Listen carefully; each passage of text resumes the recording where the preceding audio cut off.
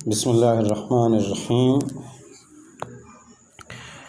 الحمد للہ رب العالمین والصلاة والسلام علی محمد وآلہ الاطہار، اما بعد۔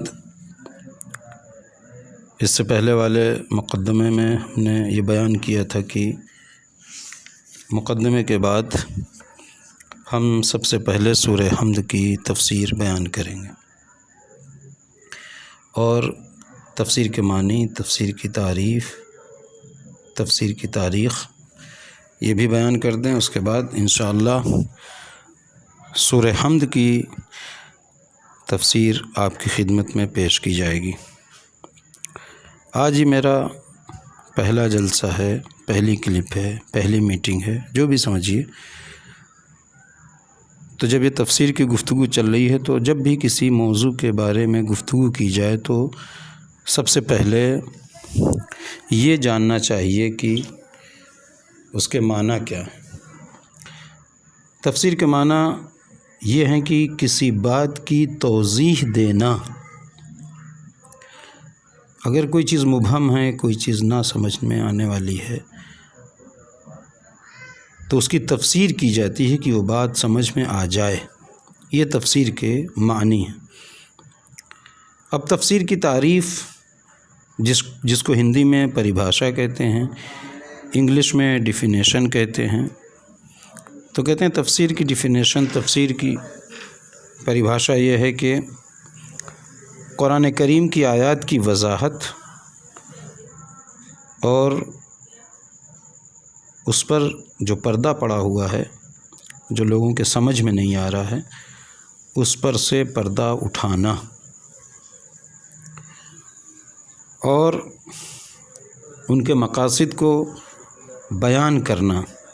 کس آیت کا کیا مقصد ہے، خداوند عالم کیا چاہتا ہے۔ یہ طے بات ہے کہ قرآن کریم خدا کا کلام ہے اور خدا کا کلام اچھی طرح وہی سمجھ سکتا ہے جو خدا کے قریب ہوگا۔ اسی وجہ سے اہل بیت اطہار علیہم السلام سے اچھی تفسیر کوئی بھی نہیں کر سکتا، کیونکہ خداوند عالم سے قریب اہل بیت اطہار علیہم السلام سے زیادہ دنیا میں کوئی بھی نہیں ہے۔ اور اگر کسی آیت کی تفسیر سمجھنا ہے تو ان کے در پر جانا پڑے گا۔ اب ہم نے تفسیر کے معنی اور تفسیر کی تعریف بیان کر دی۔ اب آج کی اگلی گفتگو یہ ہے کہ تفسیر کب سے شروع ہوئی۔ اگر آپ سے کوئی سوال کرے کہ تفسیر کب سے شروع ہوئی، تفسیر کی تاریخ کیا ہے، تو اگر ذرا سا آپ دماغ لگائیں گے، فکر کریں گے تو یہ پتہ چل جائے گی تفسیر کی تاریخ۔ واضح سی بات ہے کہ تفسیر آن حضرت صلی اللہ علیہ وآلہ وسلم کے زمانے سے ہی شروع ہو گئی تھی، کیونکہ ادھر آیت نازل ہوتی تھی، ادھر لوگ توضیح اور تفسیر آیت کے بارے میں معلوم کرنا شروع کر دیتے تھے۔ آن حضرت فرماتے تھے کہ اس کا مطلب یہ ہے، اس کے معنی یہ ہیں، اس کا مفہوم یہ ہے۔ تو اس کا مطلب تفسیر اسی وقت سے شروع ہوئی جب آیت نازل ہونا شروع ہوئی۔ یہ اب تک آپ کو 3 باتیں بتائیں گے: تفسیر کے معنی، تفسیر کی تعریف، تفسیر کی تاریخ۔ اب آئیے ہم جو آپ سے وعدہ ہمارا تھا کہ انشاءاللہ سورہ حمد کی تفسیر بیان کریں گے،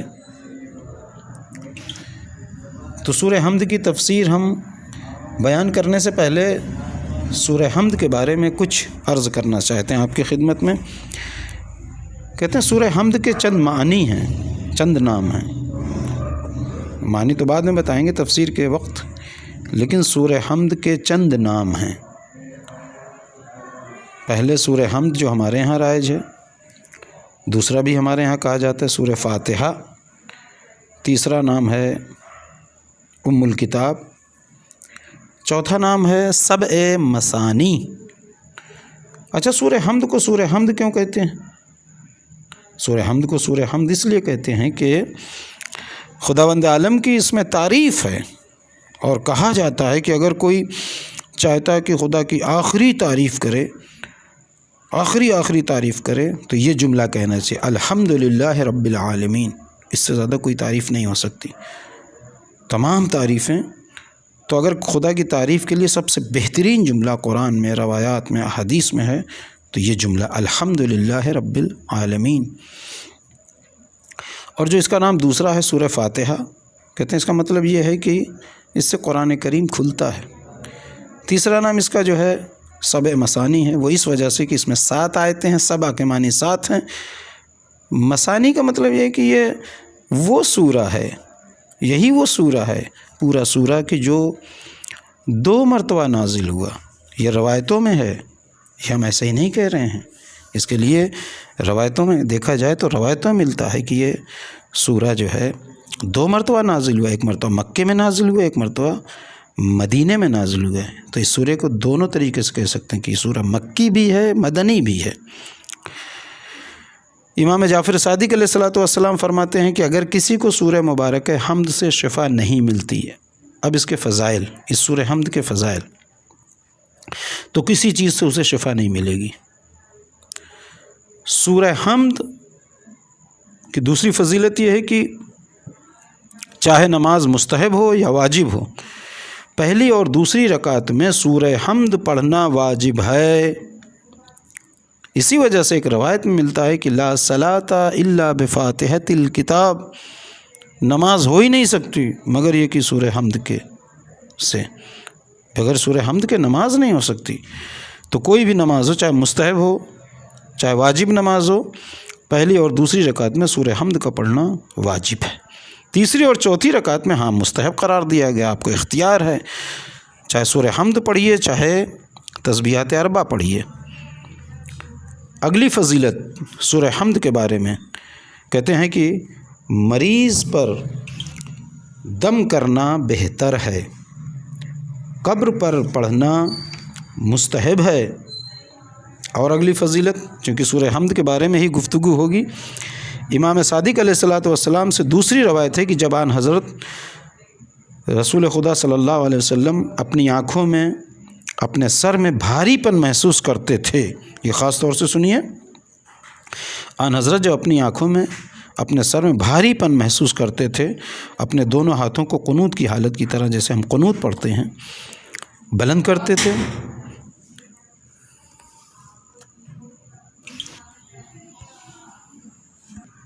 سورہ حمد کی فضیلت بیان کرتے کرتے یہاں تک بات آئی کہ جب بھی آن حضرت کو بھاری پن سر میں یا آنکھ میں محسوس کرتے، دونوں ہاتھوں کو قنوت کی حالت کی طرح بلند کرتے، سورہ حمد پڑھتے اور سورہ ناس اور سورہ فلق کی تلاوت کر کے پانی لے کر اپنے چہرے پر مل لیا کرتے تھے۔ تو یہ تمام چیزیں ختم ہو جایا کرتی تھیں، آپ کے اندر جو بھاری پن سر میں اور آنکھوں میں ہوتا تھا، سب باتیں ختم ہو جاتی تھیں۔ اگلی بات جو بہت ہی اہم بات جو ہمارے سماج میں، ہمارے معاشرے میں رائج ہیں، وہ یہ ہیں کہ جب بھی کوئی نذر، کوئی فاتحہ ہمارے ہاں ہوتی ہے، کیا وجہ ہے کہ 1 مرتبہ سورہ حمد اور 3 مرتبہ سورہ توحید کی تلاوت کرتے ہیں۔ روایتوں میں اور تفسیر مجمع البیان، جو ایک ہی شیعہ بہت ہی اچھی تفسیر ہے، یہ ہے کہ جو سورہ حمد کی تلاوت کرے پورے قرآن کا ثواب خدا اسے عطا کرتا ہے۔ اور سورہ توحید کے بارے میں روایت میں ہے کہ جو سورہ توحید کی تلاوت کرتا ہے 1/3 قرآن کا ثواب ملتا ہے۔ اس طرح اگر حساب کیا جائے تو جو ہمارے ہاں چیز رائج ہے کہ نذر اور فاتحے میں 1 مرتبہ سورہ حمد پڑھتے ہیں اور 3 مرتبہ سورہ توحید پڑھتے ہیں، تو گویا اس طرح 2 قرآن کا ثواب تلاوت کا مل جائے گا، چاہے وہ کسی معصوم کے نذر کیا جائے یا کسی مرحوم کو ایصال کیا جائے۔ چونکہ جب سورہ حمد کا ثواب پورے قرآن کا ہے تو سورہ حمد 1 قرآن ہو گیا روایت کے مطابق، اور جب سورہ توحید 3 مرتبہ پڑھتے ہیں اور 1 مرتبہ سورہ توحید پڑھنے کا ثواب 1/3 ہے، تو 3 مرتبہ جب پڑھتے ہیں تو گویا 1 قرآن کا ثواب یہ ہے۔ یہ علماء نے جو رائج کیا ہے، یہ ایک بہت عظیم کام ہے کہ جو ہر جگہ رائج ہے۔ تو لہٰذا اس طریقے سے جو ہم نذر اور فاتحہ پڑھتے ہیں، ایک عظیم ثواب مرحوم کو بھی ملتا ہے اور معصومین کو جو ہم ہدیہ کرتے ہیں وہ ہمارے لیے بھی ثواب ہمارے کھاتے میں جاتا ہے۔ اب سورہ حمد میں سب سے پہلی آیت، ابھی تک ہم سورہ حمد کی فضیلت بیان کر رہے تھے، اب سورہ حمد کی سب سے پہلی آیت بسم اللہ الرحمن الرحیم ہے۔ اس کے بارے میں آج ہم صرف باتیں کریں گے، اس کی تفسیر نہیں بیان کریں گے، ورنہ اللہ کے بارے میں، رحمان کے بارے میں، رحیم کے بارے میں جب ایک ایک چیز کی تفسیر بیان کی جائے گی تو وہ انشاءاللہ اور لطف آئے گا اور معلومات میں ہمارے اضافہ ہوگا۔ پہلا نقطہ، پہلی بات کہ قرآن کریم میں کتنی مرتبہ بسم اللہ الرحمن الرحیم ہے۔ اگر کوئی آپ سے سوال کرے تو آپ جواب دیجئے قرآن کریم میں 114 سورے ہیں، تو آپ فوراً جواب دے دیں گے کہ 114 مرتبہ بسم اللہ ہے۔ بات تو صحیح ہے کہ پورے قرآن میں 114 مرتبہ بسم اللہ الرحمن الرحیم ہے، لیکن ہر سورے میں بسم اللہ الرحمن الرحیم نہیں ہے۔ 113 سورے میں بسم اللہ الرحمن الرحیم ہے اور ایک سورے میں بسم اللہ الرحمن الرحیم نہیں ہے، وہ ہے سورہ توبہ۔ سورہ توبہ کا دوسرا نام ہے سورہ برات، سورہ برات یا سورہ توبہ، اس میں شروع میں بسم اللہ الرحمن الرحیم نہیں ہے۔ اب کوئی سوال کر سکتا ہے کہ یہ کیا وجہ ہے کہ ہر سورے میں ہے، سورہ برات اور سورہ توبہ میں بسم اللہ الرحمن الرحیم نہیں ہے؟ اس کا جواب یہ ہے کہ چونکہ یہ سورہ غیظ و غضب سے شروع ہوتا ہے لہٰذا اس میں بسم اللہ الرحمن الرحیم نہیں ہے۔ چونکہ بسم اللہ الرحمن الرحیم میں رحمانیت اور رحیمیت کا تذکرہ ہے اور اس سورے کے شروع میں غیظ و غضب کا تذکرہ ہے، لہٰذا خداوند عالم نے اس سورے میں بسم اللہ نہیں رکھا۔ تو پتہ چلا کہ پھر 114 سورے 114 بسم اللہ کیسے پھر ہو گئے؟ تو تحقیق سے یہ پتہ چلتا ہے کہ سورہ نمل میں 2 مرتبہ بسم اللہ ہے، ایک شروع میں اور ایک بیچ میں۔ بیچ میں اس وقت ہے کہ جب جناب سلیمان علیہ السلام نے، سلیمان علیہ السلام نے ملکہ سبا بلقیس کو جب خط لکھا تھا تو شروع میں بسم اللہ الرحمن الرحیم لکھا تھا، تو ایک مرتبہ سورہ نمل میں بسم اللہ الرحمن الرحیم ہے اور ایک مرتبہ جب جناب سلیمان نے خط لکھا تھا تو شروع میں لکھا تھا بسم اللہ الرحمن الرحیم اور ایک مرتبہ سورہ نمل کے بالکل شروع میں، تو ایک مرتبہ شروع میں ہے ایک مرتبہ بیچ میں ہے۔ اس طرح سے کل بسم اللہ الرحمن الرحیم پوری آیت بسم اللہ الرحمن الرحیم 114 مرتبہ ہے، 114 مرتبہ ہے۔ لیکن اگر تذکرہ دیکھا جائے کہ آیا پوری آیت سے ہٹ کے کہیں بسم اللہ کا تذکرہ ہے، تو قرآن مجید پہ جب انسان غور کرتا ہے تو ایک جگہ اور ہے، سورہ ہود میں جب جناب نوح علیہ السلام کے لیے حکم آیا کہ کشتی پہ سوار ہوئیے، تو کشتی پہ سوار ہوتے تھے تب بسم اللہ کہتے تھے، صرف بسم اللہ، لفظ بسم اللہ الرحمن الرحیم نہیں، صرف بسم اللہ کہتے تھے، اور جب اترتے تھے تو بسم اللہ کہتے تھے۔ لہٰذا ایک مرتبہ پوری آیت نہ ہو کے بلکہ لفظ بسم اللہ قرآن مجید میں ایک جگہ اور آیا ہے، ورنہ 114 پوری آیت ہے بسم اللہ الرحمن الرحیم، لیکن ایک مرتبہ لفظ بسم اللہ ہے۔